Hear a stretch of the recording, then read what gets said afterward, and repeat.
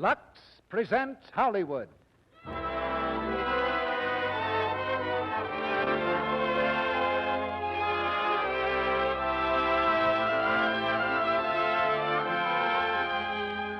The Lux Radio Theater brings you Gloria Jean, C. Aubrey Smith, Helen Parrish, and Frank Albertson in A Little Bit of Heaven. Ladies and gentlemen, your producer, Mr. Cecil B. DeMille.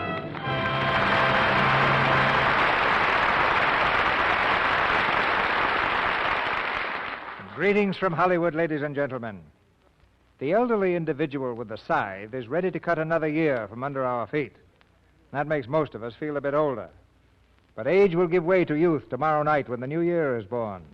So tonight, we get the jump on Father Time because the Lux Radio Theater is bustling with youth. The youthful spirits of 12-year-old Gloria Jean, of Helen Parrish, of Frank Albertson, and another who stayed young longer than any boy I know, C. Aubrey Smith, who is now romping past the 25th milestone of his motion picture career. Our play is A Little Bit of Heaven, recently released nationally by Universal Pictures. It's a good title, especially for the Christmas season, and it's guaranteed because the songs of Gloria Jean are really a little bit of heaven on earth. Gloria went back home to Pennsylvania to spend Christmas with her family and friends, but she had to promise that she wouldn't forget us in the excitement of the holiday. And she kept that promise by showing up for the first rehearsal just about letter perfect in her part. In A Little Bit of Heaven, she plays a very young radio singer who becomes a star overnight. That's what actually happened to Gloria in pictures, so she knows whereof she acts, although she didn't have quite the same complications in real life as in the play. In another leading role in this merry production is a star of many years' standing, the star behind the scenes of the Lux Radio Theater, Lux Flakes. It's setting new records in popularity every day with housewives. Week by week, year by year, its fan mail increases as more and more women discover its magic talents. And we can't ask for any better evidence that we've got a winner. So if you're not acquainted with Lux Flakes yet, well, I suggest that's one way of starting the new year right. I'll even go out on a limb and predict that Lux Flakes will make your new year happier. Now for A Little Bit of Heaven. We ring up the curtain on the first act of tonight's play, starring Gloria Jean as Midge, C. Aubrey Smith as Grandpa, Helen Parrish as Janet, and Frank Albertson as Bob.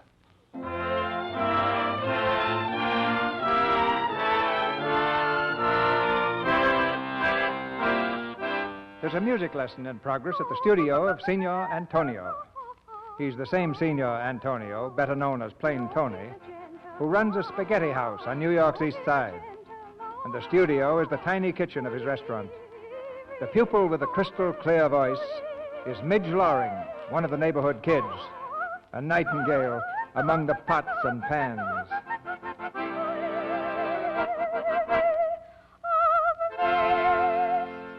Oh, good. That's a nice image. It's a beautiful. Thanks, Tony. Well, I gotta go now. Goodbye. Goodbye? Hey, what do you mean? You got to take the lesson yet. Oh, I can't, Tony.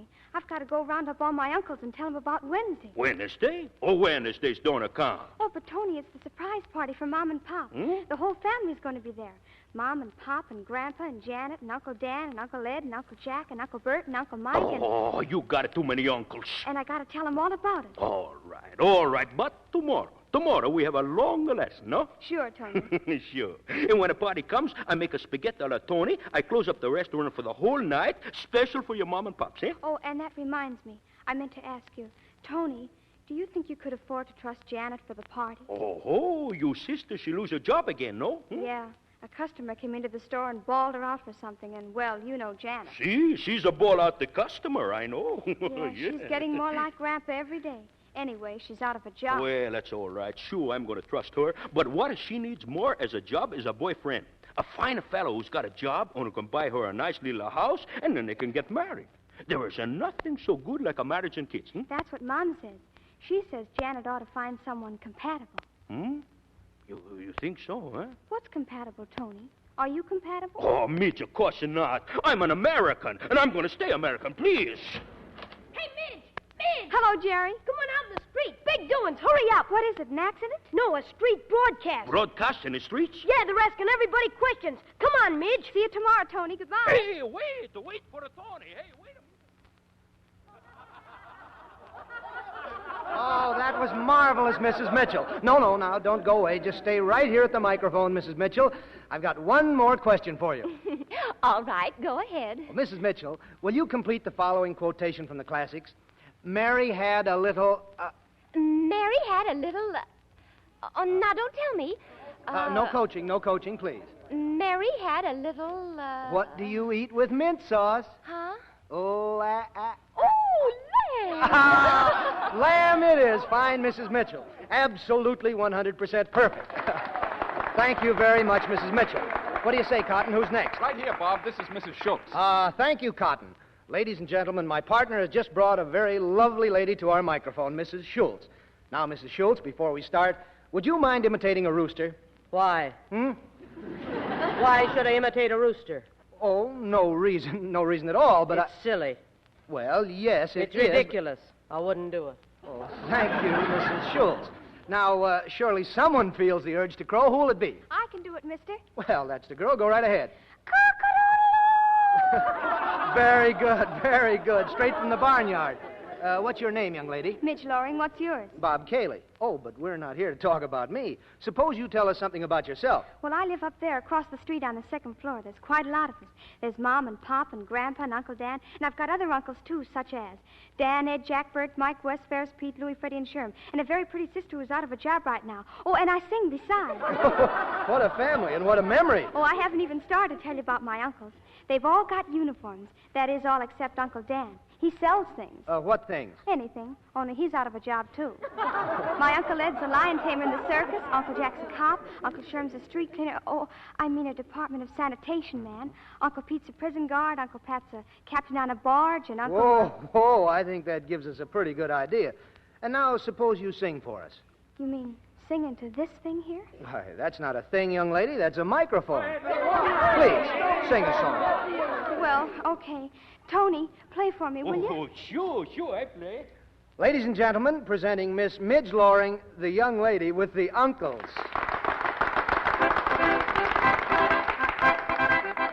We're marching along with a smile and a song and a cheer loud and clear for the penguins. We're loyal and true in whatever we do. Oh, it's fun to be one of the penguins. Let us sing la la la on our merry, merry way. Let us sing la la la to a happy holiday. Let us cheer ra ra ra to the sun that shines above, and a cheer ra ra ra to every penguin that we love.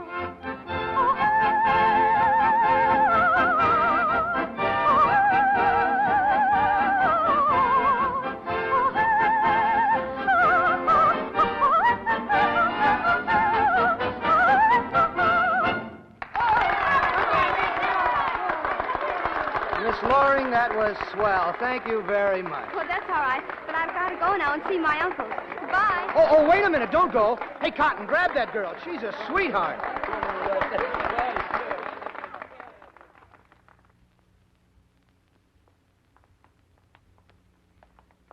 But where are we going? What are we going to do? Young lady, we're going to make you famous, aren't we, Cotton? I'll say we are. And there's nothing to be nervous about. Not a thing. Oh, I'm not nervous. Of course not. Harrington's a great guy, isn't he, Cotton? Yeah, he'll love you. He loves everybody. Who's Mr. Harrington? Oh, he's our boss. One of the nicest fellows you'd ever want to meet. Huh, Cotton? Inside and out, he's a prince. A prince. Well, here we are. Hiya, Miss Brown. Hello. Say, is the old walrus busy? Go right in. He's waiting for you. Fine. Now, you folks sit right down here, and I'll get this thing all set. Oh, Bob, don't you think you need me? What for? Kaylee never misses. See you in 2 minutes. Well, Chief, how are you? Did you hear the broadcast? Yep. Great, huh? Yep. You're fired. Finished. Get out. What? Oh, but that girl, that voice. Grab that girl. She's a sweetheart. Did anyone ever tell you this is a quiz program? Last Tuesday, you broadcast a cat and dog fight. But this is... Yes? Mr. Dixon wants to talk to you. Tell him I'm out to lunch. Tell him I'm in jail. You hear that? The sponsor. Day before yesterday, a woman talked about her operation for 13 minutes. But, Mr... What is it? Mr. Dixon says it's of the utmost importance. Tell him I'm taking a nap. Tell him I'll be back Thursday. Another account out the window. Grab that girl. She's a sweetheart. Making dates on our time. Now, just a minute, Mr. Harrington. At the risk of losing my job. At the risk of losing what job? You haven't got a job. What is it? He won't take no for an answer. All right, put him on. Now, listen, Mr. You shut up. Hello. Hello, Mr. Dixon. Say, I'm mighty sorry about that program today. It was all a mistake. One of my men... Huh? Oh, you did? Well, certainly. That's the way we planned it. Oh, we did, huh? Quiet. Of course, Mr. Dixon, we're just trying to keep her undercover. You never catch me with my pants... You never catch me with the grass growing under my feet. Never mind that stuff. I want to tell you... Quiet. All right, Mr. Dixon. I'll call you as soon as it's all settled. Say about lunchtime tomorrow? Fine. Goodbye. He likes her. He wants her on his show. Where is she? Don't look at me. I don't work here anymore. Now, Bob, don't be hasty. Trouble with you is you're always flying off the handle. Why should you want to quit at a time like this? Quit? You fired me. That's beside the point. Where's that girl? All right, Mr. Harrington. Maybe we can talk terms. Terms? What do you mean, terms? Well, you've got the sponsor, we've got the girl. I'll call you up when it's all settled. Say about lunchtime tomorrow. Oh, wait, Bob! So long, Mr. Harrington. Come back here. Come back! Well, Bob, what did he say? It's all set. He wants her. The sponsor wants her. She's in. Oh, swell. Midge, we're going to make your name a household word. You mean singing on the radio? A coast-to-coast hookup. Fame and fortune. Your picture in the fan magazine. I can see it now. Midge Loring, the dead-end diva. What do you think of it, Midge? We'll have to ask the family. The family? The whole family, uncles included? No, just Mom and Pop and Sis and Uncle Dan and Grandpa. But Grandpa's the real boss.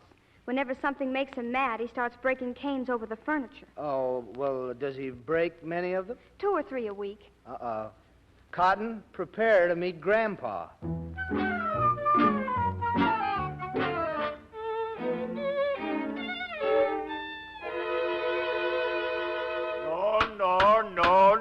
No. I've said my granddaughter's not going to do it, and that's all there is to it. But for the love of Jezebel, did a little extra income ever hurt anyone?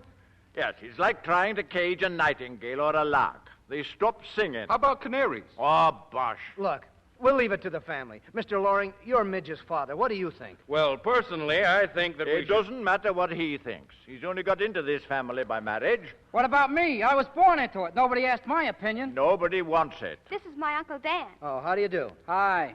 Now, look, I understand you're a businessman. Sure, when I work. Then you ought to see the possibilities of this thing. Think of it, $100 a week. You said 200. Who did? You did. I did not. Cotton, don't argue. All right, it's 200. Mrs. Loring, let me ask you. Yes? Mrs. Loring, wouldn't you like to have a nice, shiny dishwashing machine? Think of it. You put the dishes in, turn the switch, and relax. It sounds nice to me. Don't you think so, Grandpa? For the last time, as long as I'm head of this family, the answer is no. Well, when can we know definitely? Here, somebody hand these young pups their hats and get them out of here before I lose my temper. I've had all I can stand. Good night. Well, now you've met Grandpa. Yeah. Meeting Grandpa's like shaking hands with a buzzsaw.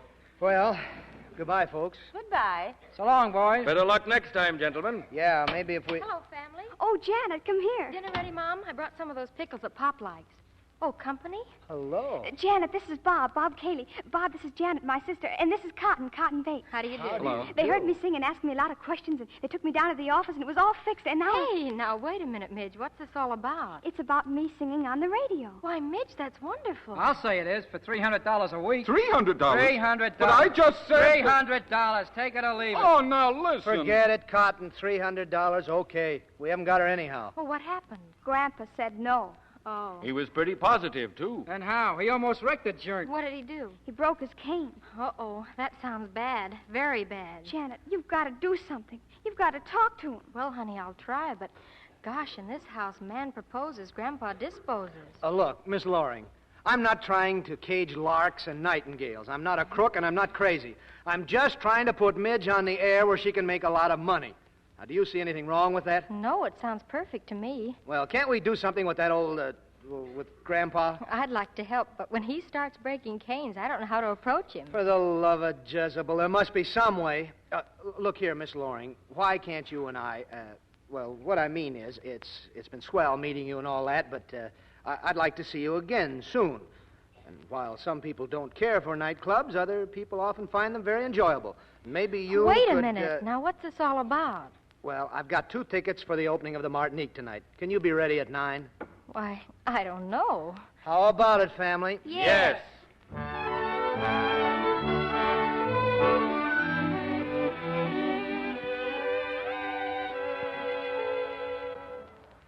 Gee, I'll bet Janet's having a swell time. Think so, Grandpa? Huh? He was a nice fellow, wasn't he? Mr. Cayley, I mean. Yeah.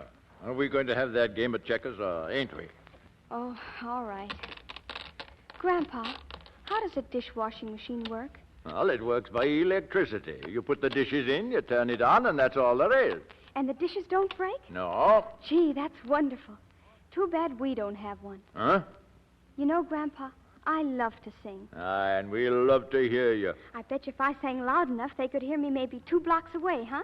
I suppose so. And if you could sing loud enough to have people hear you maybe 1,000 miles away in Chicago or Iowa or, gosh, maybe even Africa, that'd really be something, wouldn't it? Why, that certainly would. And if they wanted to pay you for, so for instance, we could get a dishwashing machine and Pop could get a new suit and we could have all sorts of nice things. Listen here, young lady. There's no need for you to bother your head about that. At your age, you ought to be having fun and getting educated. How long does it take to get educated? Well, it starts the day you're born and stops the day you die. Kind of keeps you busy, doesn't it? The important thing is to find happiness and hold on to it. If you don't find it by just having nice new things. Here, let me tell you a story. Okay, Grandpa. Once there was a prince that was very sick, and the doctor said the only thing to cure him would be to find a happy man and buy his shirt and wear it.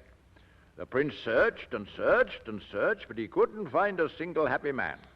One day, when he was just about to give up in defeat, he passed a field and saw the farmer plowing.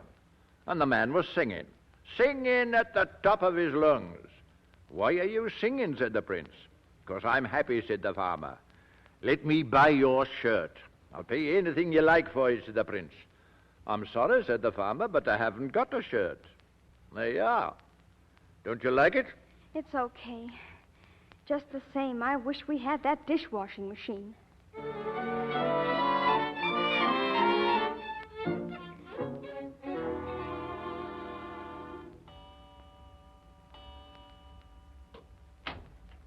Janet, is that you? Hello, Midge. I didn't mean to wake you up. Oh, that's all right.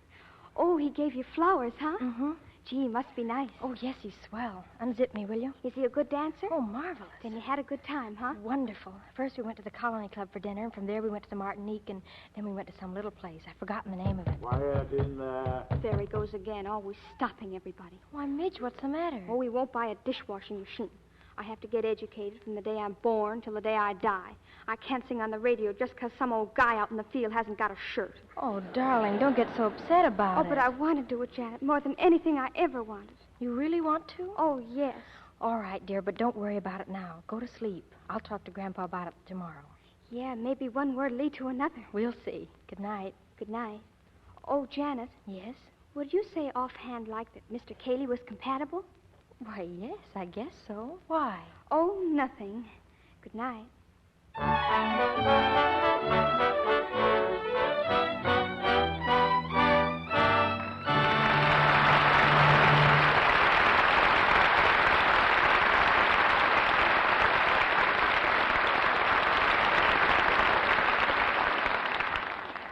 And so the curtain falls on Act One of A Little Bit of Heaven, starring Gloria Jean, C. Aubrey Smith, Helen Parrish, and Frank Albertson. Now for one of our old-time American tunes, played by Lou Silvers and our orchestra.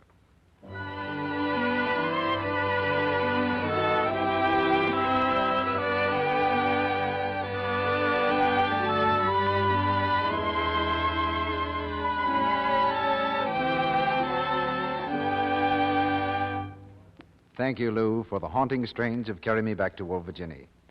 You know, I asked Lou to play that because I have some news from Virginia, from its beautiful capital city, Richmond. That was one of the places where a survey was made not so long ago, a part of a nationwide search for information. Women in Richmond, as in other cities from Boston to San Francisco, were asked just how they cared for their nice things. And when all the results from all the cities were added up... The answer was 2-1 for Lux Flakes. Right, Sally. All over the country, it's 2-1 for new Quick Lux. Twice as many women use Lux Flakes for stockings, underthings, sweaters, and so on, as use any other flakes, chips, or beads. Well, you must admit we women are bright, Mr. Ruick. Well, I always admit that, Sally. But seriously, it's true that there are very good reasons why American women prefer Lux for their nice things. Well, new Quick Lux is so much faster. Yes, in water as cool as your hand, it dissolves 3 times as fast as any of the 10 other leading soaps tested. It goes further, too. Right again, Sally. New Quick Lux Flakes give more suds, ounce for ounce, than any of these other soaps, even in hard water. And, of course, it's so safe. Safe for anything safe in water. For your nice things and your everyday washables, too. Yes, it's faster, goes further, and it's wonderfully gentle. No wonder it's New Quick Lux Flakes 2 to 1 among women all over the USA. Now remember, it comes in the same familiar package, and it costs you no more. Now, our producer, Mr. DeBille. Act 2 of A Little Bit of Heaven, starring Gloria Jean as Midge, C. Aubrey Smith as Grandpa, Helen Parrish as Janet, and Frank Albertson as Bob.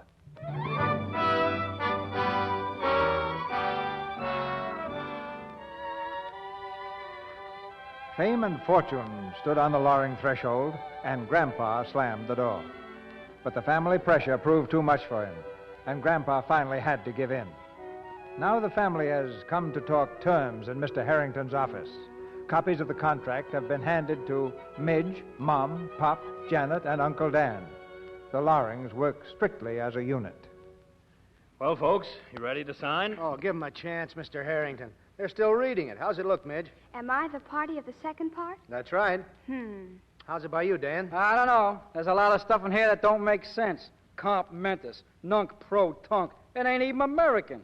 It sounds like they're taking my little girl away from me. Oh, no, Mrs. Loring. Say, what's this thing here? What's that, Mr. Loring? It says here that she gets paid on Wednesdays. Why not Saturdays? Well, the checks are made out on Tuesday and delivered on Wednesday. Why? Why not pay her on Saturday? Don't give it a second thought. That clause doesn't mean a thing. If it doesn't mean a thing, why is it in here? Because a contract's a mutual agreement, a promise. Yeah, but it looks to me like the party of the second part is doing all the promising. All our contracts have the same promises. I still don't get this about being paid on Wednesday. Now listen, Easy, Mr. Harrington, easy. Now, believe me, Mr. Loring, there's nothing to worry about. Just sign the contract and we're all set. Now, don't rush me. Don't rush me. Yeah, after all, this is an important step we're taking. Yeah, what's the matter with Saturday? There's nothing the matter with Saturday. But everybody gets paid on Saturday. It looks like a loophole to me. I think we ought to get some legal advice from Uncle Pete. Uncle Pete? Who's he? He's a prison guard. A prison guard? All right. She gets paid on Saturday. Now you're talking my language. And now will you sign the contract? Go on, Pop. Take the plunge. All right. Fine. There you are, sir. Thank you. This is the happiest day of my life. Yeah, I won't have to work either. Well, that's all, folks. Hope you'll all be very happy. Now, Midge, I'll expect you back at 5 o'clock for rehearsal. 5 o'clock? Oh, but today is Wednesday. I thought we'd settled all that. Mr. Harrington, I don't think you understand. I know I don't. Mom, Pop, will you go outside for a minute? What for? Oh, go ahead, Pop, please. All right. Come on, Mama. Don't sign anything, dear. You see, Mr. Harrington, today's Wednesday. You said that. Well, I'm giving a surprise party for Mom and Pop. Go on. Well, Tony's got everything ready, see? I see. And after all, you wouldn't want me to disappoint all my uncles, would you? Oh, no. What's a rehearsal compared with a lot of uncles? Now you're talking. Yeah, ooh. Thank you, Mr. Harrington.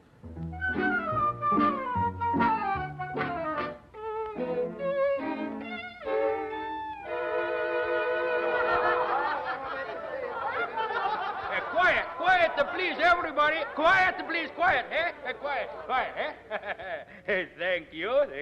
And now, my beautiful little pupil, she's going to sing.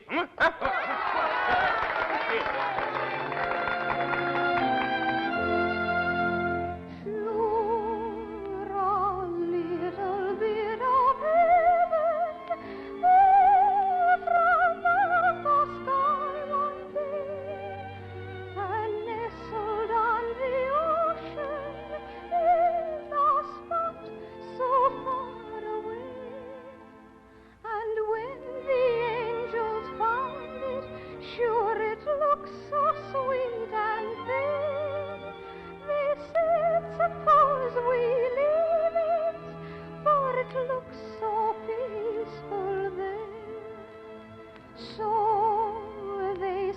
sprinkled it with stardust, just to make for Sherlock's home.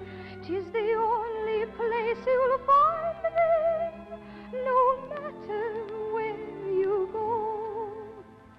Then they dotted it with silver to make its lake so grand. And when they had it finished, sure they called it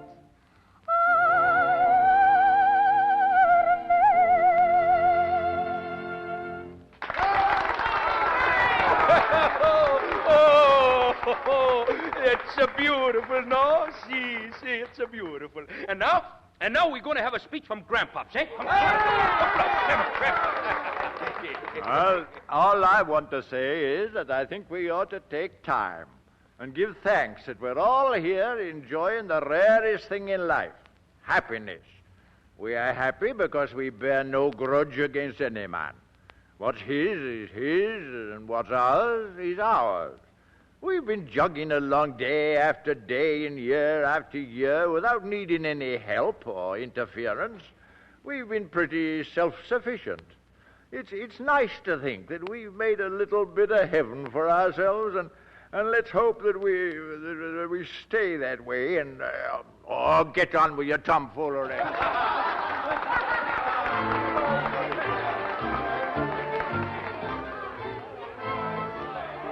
See, Mr. Harrington, who haven't you met yet? Well, I've met so many people. Oh, Uncle Pat. Uncle Pat, this is Mr. Harrington. Hi.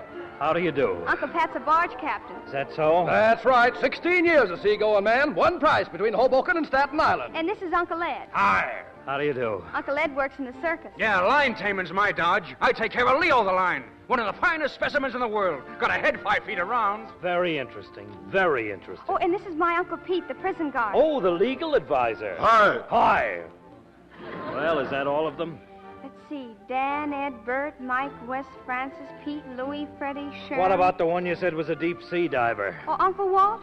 Oh, he hasn't come up yet. And this is Uncle Jack. He's a traffic cop. Hi. Hi. Well, I guess that's all. Have a good time, Mr. Harrington. Yeah. Say, Mr. Harrington, I understand you're in the radio dodge. How'd you like to audition the Policeman's Glee Club sometime? Thanks, but if it's all the same No to you... trouble at all. I'll send him up someday. Of course, you know, I can't leave my horse. Oh, that's too bad.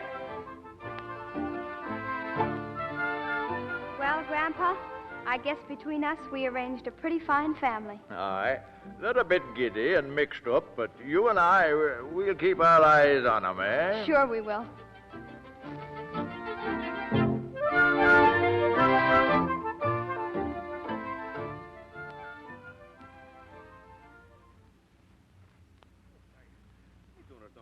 Janet, all my life I teach her singing. All my life she's a music. I know, Tony. No, you tell me I can't teach a midge no more. Why you say that, Janet, eh? I'm sorry, Tony. I thought you'd understand. What's the matter? She's a no sing good for those radio people, eh? It isn't that. She's under contract to them. She's got to do what they say. They. I know it is not you. It is they. They make you do this to me, eh? Try to understand. Francois is only continuing the work you've already done, Tony. Francois? Who's a Francois? Maybe he's a hear of me, but I never hear of him, eh? Don't feel you've lost her. Midge will come down and see you as often as she can. Coming down? Oh, yes, we're moving. Uptown to a much bigger place. Oh, I see. Nice, swell house now, huh? That's in a contract, too, yes? Huh? Oh, no, it isn't, Tony, but... Hello, Sid. Sorry I'm late, Tony. How about starting with Santa Lucia today? No, Santa Lucia. All right. The arpeggio, legato, and staccato. La, la, la, la, la, la, la. No, stop it, please. Oh, is it as bad as that? It must be because I'm out of breath. Give me another minute. No, it's a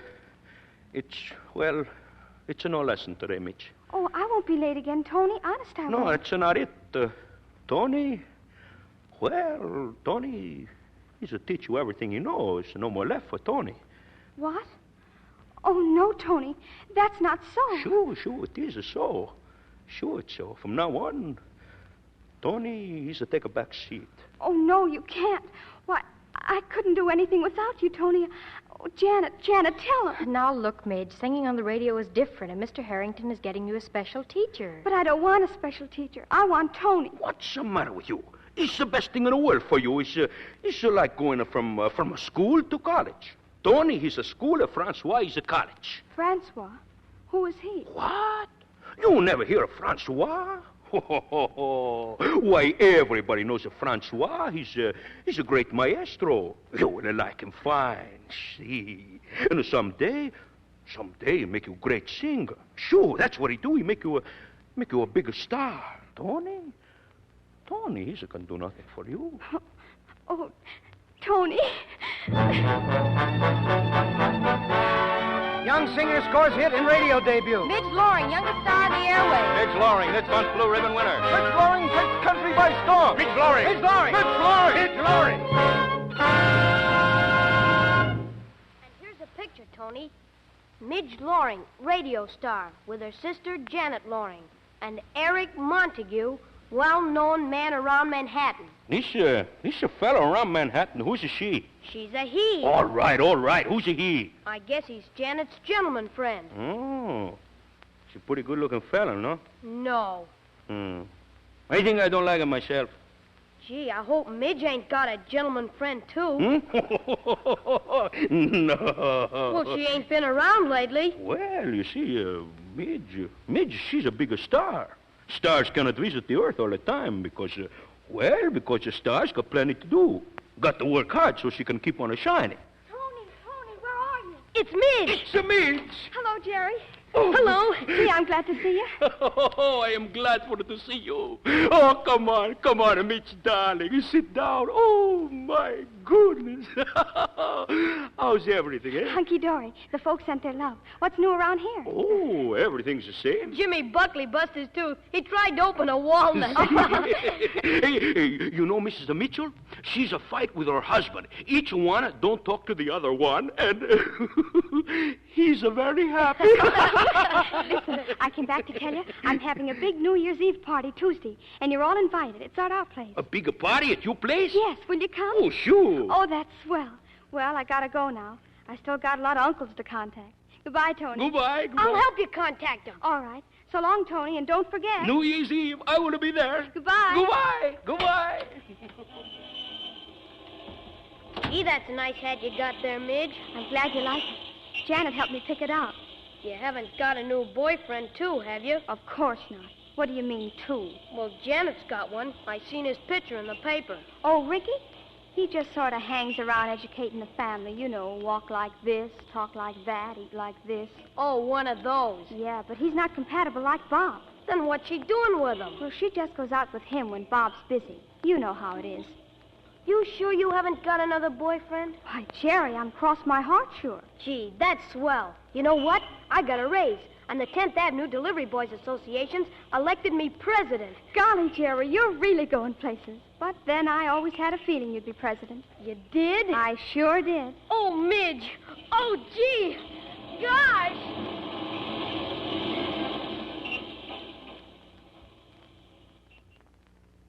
I think steak and mashed potatoes would be all right for Midge's party, don't you, Janet? Oh, but, Mother, we should have something fancy for people like the DeWolves. Maybe Ricky's got a suggestion. Yes, what do you say, Ricky? Well, perhaps terrapinelli rivieri for the main course, then pâté de foie gras with the salad, and bombarum for dessert. I think that would be enough. Washed down with a good vintage wine. Yeah. Hey, what is this terrapin? Turkey? No, you dope. It's capon. Hi, family. Midge, darling. How's everything Oh, Midge, dear. I'm just making out the menu for your party New Year's Eve. We're going to have trappin' a la Riviera and... Fine. And have some hard-boiled eggs for Uncle Jack and some corned beef for Uncle Pete and some pickled onions for Uncle Walt, so they'll have something to eat. Uncle Jack? Uncle Walt? Sure, they're all coming. And we don't need a fancy band for the party. Uncle Sherman, his fiddle, will take care of the music. Uncle Sherman? Uh-huh. I do not believe I have met these gentlemen. You will. They're all coming in full-dress uniforms. In uniforms? That's right. And you needn't be afraid of meeting them. They're very democratic people. They'd be nice to anybody. See you later, family. I gotta go and practice. Oh, Janet, these uncles. Oh, don't worry about them, Ricky. I don't believe they'll come. As a matter of fact, we'll just have to make sure that they don't.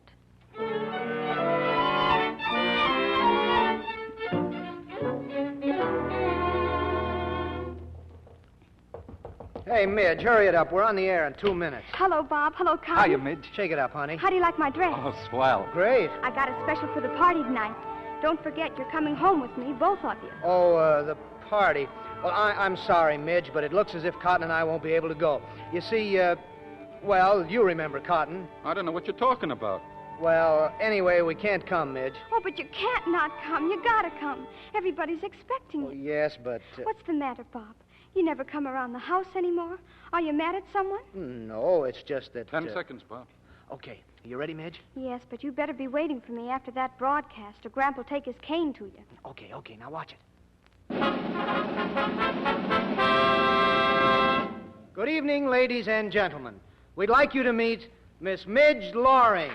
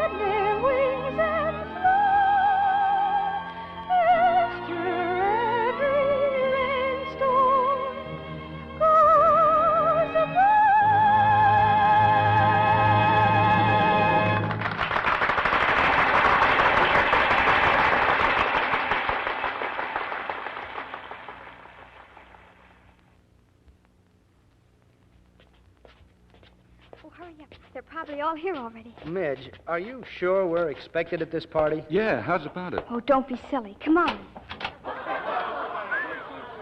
Boy, what a mob. Hand your derby to the butler, Cotton. We're getting high class around here. Hello, darling. Happy New Year. Oh, Happy New Year, Janet. Well, hello, Janet. Long time no see. Why, Bob, this is a pleasant surprise. Surprise? Hey, Midge, what goes? Hello, Cotton. Happy New Year. Oh, thanks. Come on in and meet everybody. Wait a minute. Janet, where is everybody? Why, everybody's here, dear. Well, greetings, my little nightingale. How's it, kid? Hello, Uncle Dan. Say, where's Uncle Pat and Uncle Sherm? Happy New Year, Midge. Hello, Mom. Where's Tony and Uncle Ed and everybody? Why didn't they come? Well, Midge, quite a gathering you've got here, eh? Hello, Grandpa. Have you seen Uncle Pete and Sherm and Tony and everybody? Not yet. Well, what's the matter? Don't ask me. Midge, dear, they're not coming. Not coming. Why not? Well, you see, Janet told them that... Told them what? I told him this wasn't exactly a family party and that we'd... Not a family party? Oh, but Janet, this is New Year's. How can I have a New Year's party without my uncle? But, darlings, we're having a lovely party. Oh, everyone's having a swell time. You see, darling, we'd already invited these other people. Oh, so there's no room for the family, eh? I didn't mean that. I told them we'd have them some other time. Some other time. And I rigged myself up in a stiff collar for this. I'm going up and go to bed. So am I. Good night, everybody. Midge, dear. Now, wait, Midge. Hey, Bob, what do you say? Yeah, let's go to some nice low-class joint. Too many stuffed shirts around here. We don't fit in. Good night, Janet. Is that supposed to break my heart? Look at her, Cotton. Same eyes, same nose, same face. But it just isn't the same girl. If that's your idea of being funny... My idea is that it's just too bad that Midge's uncles can't come to her own party. And my idea is that it's just too bad you can't mind your own business. And my idea is to get out before blood is drawn. Well, what are you waiting for? Haven't you said enough? No, for the love of Jezebel. If anybody'd ever told me that you would go high-hat... Have you finished? Yeah, that's all I have to say to you, now or ever. That just suits me fine. Well, I'm glad you're pleased. I'm delighted. Goodbye. Goodbye.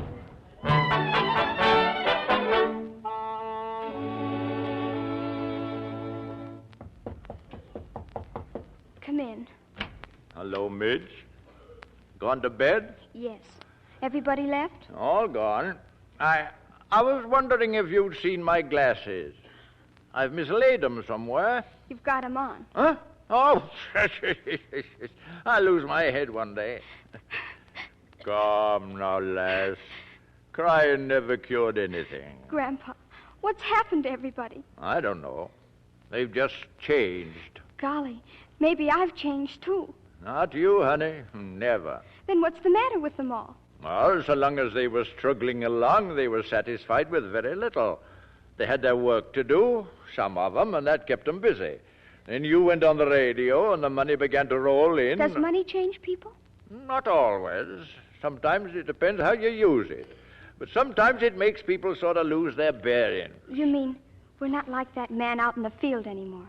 We've got too many shirts? Aye, that's what's the matter. Then, Grandpa, you've got to do something. You've just got to. It's got me stumped. Oh, but, Grandpa, we just can't give up. When you're my age, you'll find out you can't change human nature. Oh, that's pretty tough, huh? Pretty tough. Grandpa, what if I'd never learned to sing? What if I'd never gone on the radio and made a lot of money? What if I lost my voice all of a sudden? Well, I suppose we'd be back where we were. And a lot happier. Uh-huh. What'd you say? Oh, nothing. Just, uh-huh.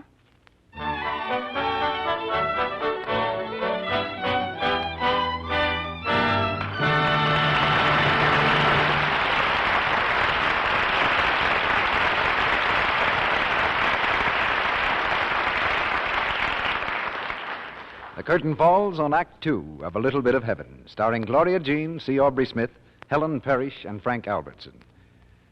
During this brief intermission before Mr. DeMille presents Act Three, we bring you another of our real-life stories. Mrs. L. Blythe of Toronto, Canada, has written us a delightful story about a New Year's party she gave last year. With her young daughter, she was going over last-minute plans. There. I think that takes care of everything. Oh, Mother, there's one more thing. You've just got to have a new dress for the party. I certainly need one, but we simply can't afford it. Oh, Mums, please. You'd look so scrumptious. But, honey... Won't you look for one anyway? Well, I'll try. Maybe I'll run into a bargain. I didn't have much hope I'd find anything, but I did go shopping. And I found a $15 dress marked down to almost nothing because it was terribly soiled. The dress was so pretty and such a bargain, I decided to get it and try washing it in Lux Flakes. And I'm glad I did because it turned out beautifully. When my party broke up on New Year's Eve...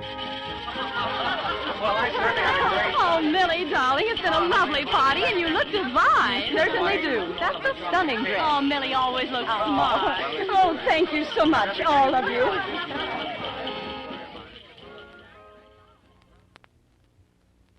Well, naturally, that made me very happy. Just think, I had a lovely new dress, and I saved many dollars, thanks to Lux Flakes. Yes, New Quick Lux does save money. It helps you keep all your washable dresses smart-looking longer. It's safe for anything safe in water alone. It has none of the harmful alkali found in many ordinary soaps. It's fast, and it's thrifty, too. A little goes so far. About a penny's worth of Lux Flakes will freshen a dress, leaving it immaculately dainty, just as you like all your things to be. Keep the generous big box of New Quick Lux handy, and you'll keep your clothes budget down. We pause now for station identification. This is the Columbia Broadcasting System.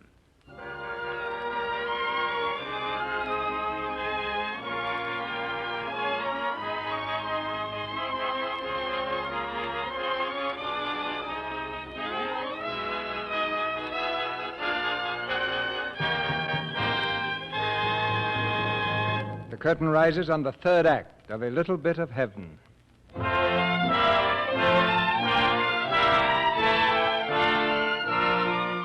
The fertile brain of little Midge Loring is hard at work on the problem of changing human nature.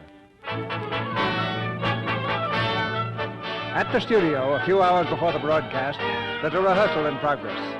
The musical conductor nods at Midge for her cue. Midge clears her throat, opens her mouth, and hits the first note. What's the matter, Midge? I don't know. Try that note again, please.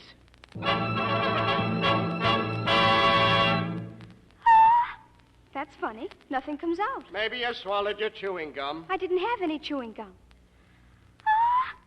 Still nothing comes out. Miss Loring, such things do not happen to a pupil of Francois. Come on, Midge. We don't want to spend all day on this. Well, maybe we better call the whole thing off. Oh, don't be ridiculous. Come on. Miss Loring, look at me.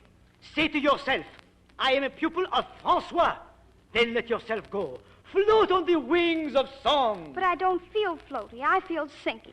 Nonsense! Sing! Wait a minute. This is serious. Open your mouth and say, ah. Ah. Let me see. Ah. I see nothing at all. Nothing at all. Listen, you take your head out of her mouth and sit down. Nobody tell France what to sit down.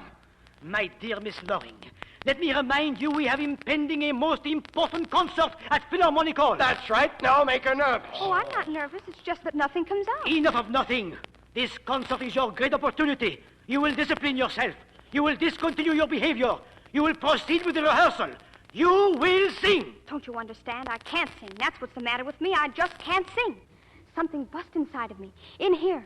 That's what's the matter with me. I've lost my voice. Don't you see? I've lost my voice.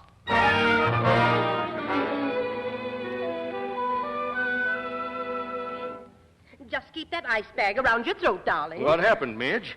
Nothing happened. I just lost my voice. All of a sudden. Nothing came out. What did the doctor say to you? He said I larynxed my tonsils. Nothing like this ever happened in our family before. Just keep her in bed, that's all. I think she ought to gargle with honey. What she needs is a good home remedy, like goose grease or pork. Yeah, what was it that Ed used when he lost his voice from roaring at the lion? Oh, something Grandma whipped up. I'll suppose you all go and find out what it was. I'll stay here with Midge. Well, she'd better be kept quiet. Don't let her take that ice bag off. Yeah, and be sure to hold your feet up high. Be sure she keeps covered up. All right, all right. I know when to come in out of the rain. Go on. Well, young lady, Well, Grandpa? so you lost your voice, eh? Yes, sir. That's what it did. Oh, you can cut out all that stuff now. You know, you're not supposed to tell fibs. I know, but somebody had to do something. So you larynxed your tonsils, eh? Uh-huh. It's a bad case. But, Grandpa, do you figure it'll be safe for me to get my voice back in time for the concert? Because I got to sing at that concert. I guess you can have it back by then, sure. Grandpa, you know what? What? It's going to be tough eating milk toast all the time. Ah, well, later on I'll sneak you a hamburger. Oh, you will? With onions. Oh, eh? Grandpa! Oh, boy. But listen, Mr. Harrington. Hello. Hello. Hello. Mr. Harrington, you can't do that to us. Hello. He hung up. What'd he say? He canceled Midge's contract. Cancel the contract. This is a fine mess. Now I've got to cancel all those dresses. What are we going to do? Well, I think we Quiet! What we've got to do is get down to business and figure out an angle on Harrington. Well, if you're asking me... Nobody's asking you. You didn't even have nerve enough to talk back to him. The point is, what do we do now? Well, we got along without Harrington before. We'll get along without Harrington again. That's a lot of hooey. Oh, a lot of hooey, is it? Well, let me tell you one thing. From now on, there's going to be a change around here. In the first place, you're going to find yourself a job. What? You heard me. Okay. Take it easy. And you heard me, too, Janet. Back to the grindstone for you, too. All right, Pop, all right. What will I do, Pop? You're going in the kitchen and get us something decent to eat. And never mind that fancy trapin' a la capon, either. Yes, what would you like, Pop? Stew. It's Monday, isn't it? Janet, go and answer the door. Sure, Pop. If that butler beats you to it, tell him he's fired. We're going to get back to normal around here. Okay, Pop, okay. Hello, Janet. Oh, Ricky, I'd forgotten all about you. Well, that is very complimentary. Have you also forgotten that the DeWolfs are expecting us? Oh, I'm afraid I won't have any time for the DeWolfs or the Newberries anymore. What? No, you see, beginning tomorrow, I'm going to be very busy looking for a job. Goodbye.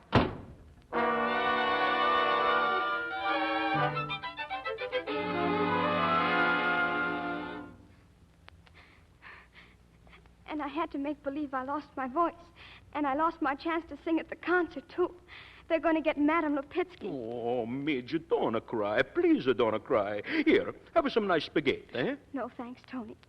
I never thought that somebody else would sing in place of me at that concert. Oh, that Lupitsky, she's not a somebody. She's a cow. She looks like a cow. She sings like a cow. Tony knows. He's a hearer. Moo, moo, moo, moo, moo, moo, moo, moo. If I don't sing at that concert, Tony, I'll just die. Oh, Midge, you not to talk like that. Nobody can do this to Tony's a pupil. Well, they're doing it. You grandpop. Why he's a going to take his cane and make a swoosh at Mr. Herring, eh? Pop's got the cane now. Mr. Harrington won't even talk to him. He won't even yell at him. He just won't let me sing. Well, hell, somebody's got to see Mr. Herring. Somebody's got to tell him he's making a fool of himself. Somebody's got... hey! What? Somebody! That's me!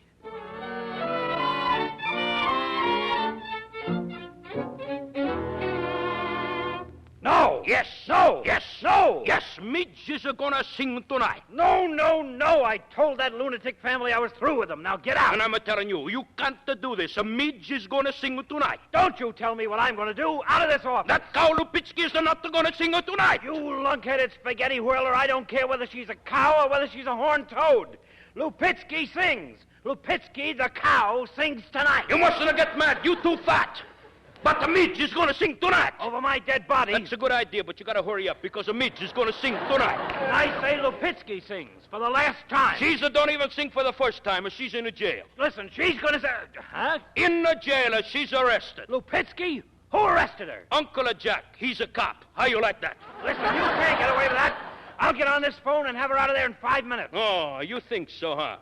First, you gotta speak to Uncle Pete. He's a prison guard, and he speaks to nobody. Get out of my way. I'll go down to that jail. No, please, you don't leave her from this office. Who says so? Leo is say so. Who's Leo? Hey, Uncle Ed, bring in a Leo. Hiya, Mr. Harrington. Help! Help! Help! You see? Midge is gonna sing tonight.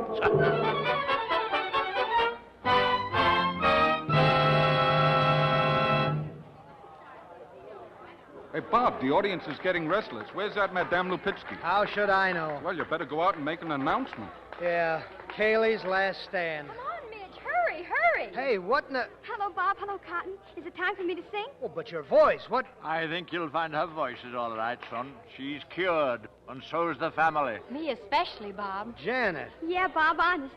She's compatible like anything. Oh, Janet, that's great. What about, maybe we could, you and All right, I... Bob. Right after the concert. Oh, swell. Bob, the announcement. Oh, excuse me. Ladies and gentlemen, I regret to announce to you that, owing to a most unexpected complication, Madame Lupitsky will be unable to sing for you tonight. It is, however, with the greatest of pleasure that I present to you the beloved favorite, Miss Midge Loring.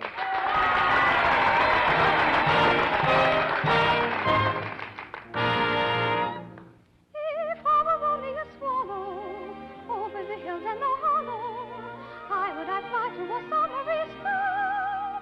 If I were only a swallow,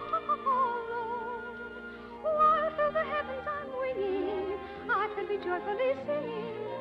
If I were only a swallow.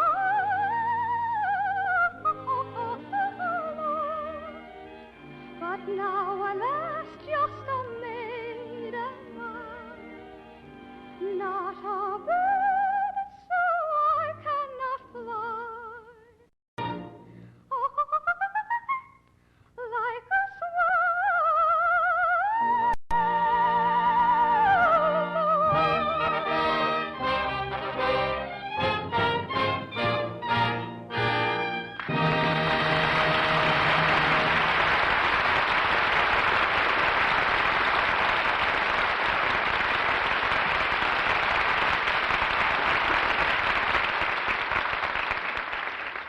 So we reached the end of our play.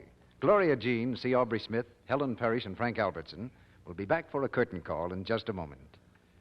Meanwhile, let's listen in on a party. Dora and John have asked some friends in for an evening of bridge.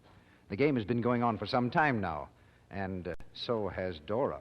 And I was saying to John just the other night, you know... What, dear? Take my hand off the table so we can start the bidding?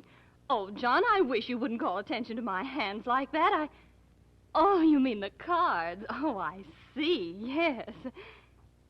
Well, why don't you bid if you're in such a hurry? Oh, you're waiting for me to bid. But, dear, you know I always pass the first time. Why, John, hold my hand so you can't see it. Oh, now, really, I know my hands are all red and chapped, but that's because I wash dishes every day. And after all, they're your dishes I wash, and I don't see why you have to be so mean about it. Oh, you mean hold my cards so you can't see them. Well, it wouldn't help if you did see them. I've had awful hands all evening. I never have any luck. What did you say, Kitty? No, I haven't any lucks either. But what in the world made you say that? Well, no wonder Dora is self-conscious about her red, rough hands. Kitty put her finger on the reason. Dora hasn't yet discovered new Quick Lux Flakes for dishes. Now, if you, like Dora, have trouble keeping your hands nice because of dishwashing, why not try these gentle, speedy, thrifty flakes for your dishes? Lux is so kind to your hands. Hundreds of dramatic one-hand tests have proved this. Tests of 5 soaps widely used for dishes, made under conditions similar to home dishwashing. Lux left hands soft, smooth, and lovely. The other soaps made them red and rough. Now, why not prove this for yourself? Change from harsh soaps to new, quick Lux. You'll be amazed at the way your hands stay pretty in spite of dishwashing. Get the big box of Lux Flakes. It's extra thrifty. Now, Mr. DeMille is bringing our stars to the microphone. The genial quartet of our play is back at the microphone. Gloria Jean, C. Aubrey Smith, Helen Parrish, and Frank Albertson. And if we could all sing as gloriously as Gloria, this would be some quartet. Thanks, Mr. Smith. And if everybody had a grandpa like you, everybody'd have a swell time. Say, that's quite a mutual admiration society you have there. Yeah, where did it all start? In our first picture together. We're old buddies, Mr. Smith and me. Huh?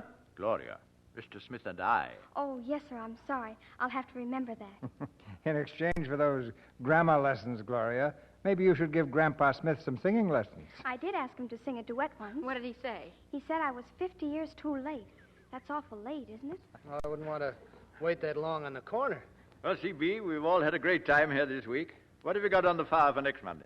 3 solid acts of thrills and romance, Aubrey. Our adaptation of the RKO screen hit, Vivacious Lady. And it's a very exciting comedy. Who's in the cast, Mr. DeMille? We're going to have Alice Faye and Don Amici, both in great parts. You'll hear Don Amici as a young college professor, and Alice Faye as the nightclub singer he marries. That marriage comes as quite a shock to the college, but it will bring us a lot of fun next Monday night. Well, Vivacious Lady was great on the screen, Mr. DeMille. I think it'll be a hit here next week. Well, good night. Good night. Happy New Year, CB. Good night. And I know you'll all have a happy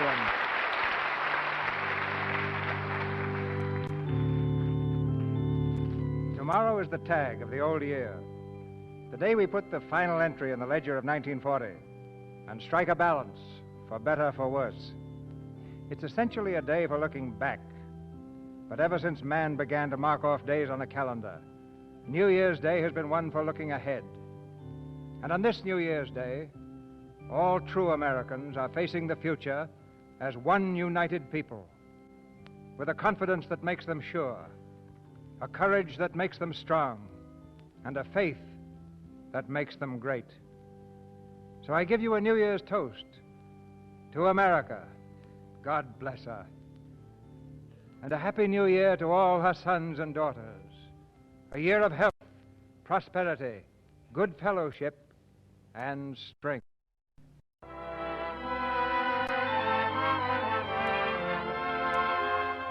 Our sponsors, the makers of Lux Flakes, join me in inviting you to be with us again next Monday night when the Lux Radio Theater presents Don Amici and Alice Faye in Vivacious Lady. This is Cecil B. DeMille saying good night to you till 1941 from Hollywood.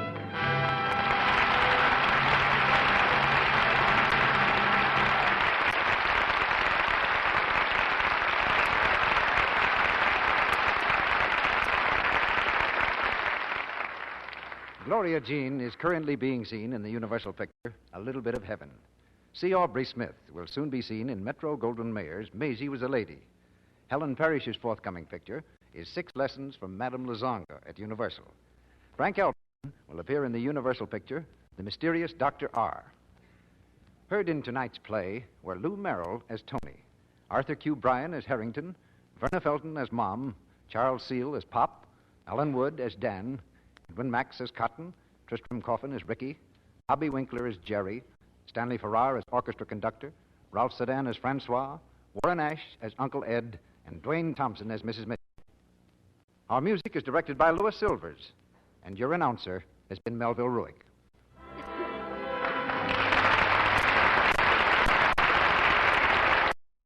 The Columbia Broadcasting System.